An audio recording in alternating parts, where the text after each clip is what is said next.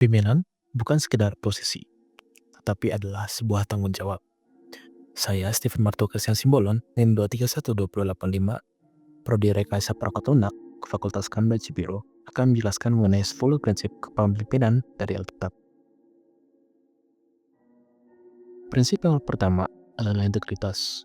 Seorang pemimpin harus memiliki kejujuran dan konsistensi dalam perkataan dan perbuatan.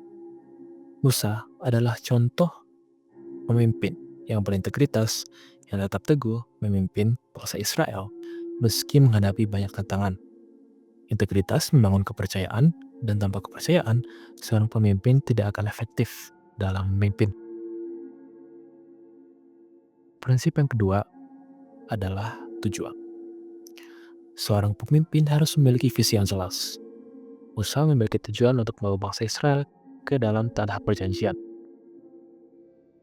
Dalam konteks modern, Steve Jobs memiliki visi untuk mengubah dunia melalui teknologi. Tujuan yang jelas dalam kepemimpinan memberikan arah dan motivasi bagi tim untuk bekerja sama untuk mencapai suatu target bersama. Prinsip berikutnya adalah kebaikan dan kasih sayang. Seorang pemimpin harus peduli terhadap kebutuhan anggota timnya. Yesus menunjukkan kasih sayang dengan memberi makan 5.000 orang yang mengikutinya. Pemimpin yang baik tidak hanya menuntut hasil, tetapi juga memperhatikan kesejahteraan timnya. Prinsip berikutnya adalah kerendahan hati. Prinsip keempat, yaitu pemimpin yang rendah hati, menyadari bahwa kesuksesan adalah hasil kerja tim, bukan hanya usaha individu. Mereka menghargai kontribusi setiap anggota dan tidak merasa paling penting.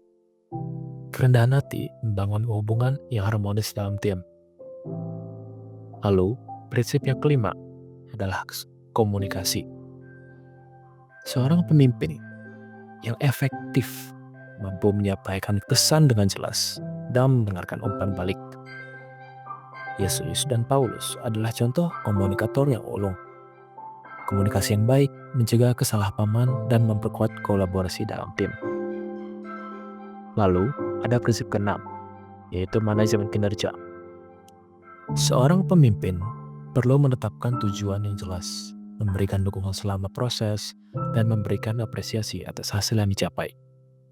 Seperti tertulis dalam 1 Korintus 3 ayat 8, setiap usaha harus dihargai sesuai dengan kontribusinya. 1 Korintus 3 ayat 8 mengucapkan, baik yang menanam maupun yang menyiram sama-sama pulang, dan masing-masing akan menerima upah sesuai dengan kerjaan sendiri. Orang yang menanam dan menyiram adalah satu, dan masing-masing akan menerima upahnya sendiri sesuai dengan usahanya sendiri. Prinsip yang ketujuh adalah pengembangan tim. Nehemia berhasil membangun tembok Yerusalem karena memiliki tim yang solid. Pemimpin harus mampu memilih anggota yang tepat, mendelegasikan tugas, dan membangun kerjasama yang efektif. Tim yang kuat adalah sebuah fondasi yang kuat dari kesuksesan sebuah tim. Prinsip yang ke-8 adalah keberanian. Seorang pemimpin harus berani menghadapi tantangan dan mengambil risiko untuk maju. Yosua berani memimpin bangsa Israel menghadapi tembok Yeriko.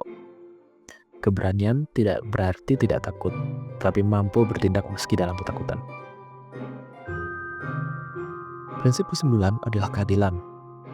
Seorang pemimpin harus memperlakukan semua anggota tim secara adil dan setara. Raja Yosafat mendirikan pengadilan yang adil untuk memastikan keadilan bagi semua orang. Dalam konteks modern, keadilan menciptakan lingkungan kerja yang inklusif dan produktif. Prinsip yang ke-10 dan yang terakhir adalah pengembangan pemimpin. Seorang pemimpin yang sejati tidak hanya fokus pada pencapaian saat ini, tapi juga mempersiapkan generasi penerus. Yesus melatih murid-muridnya untuk melanjutkan karyanya. Organisasi yang sukses berinvestasi pada pengembangan pemimpin masa depan. Kesimpulannya, kepemimpinan yang efektif membutuhkan integritas, tujuan yang jelas, kebaikan, kerendahan hati, komunikasi yang baik, manajemen kinerja, pengembangan tim, keberanian, keadilan, dan pengembangan pemimpin. Prinsip-prinsip ini tidak hanya relevan dalam konteks Alkitab, tapi juga dapat diaplikasikan dalam berbagai aspek kehidupan modern. Terima kasih.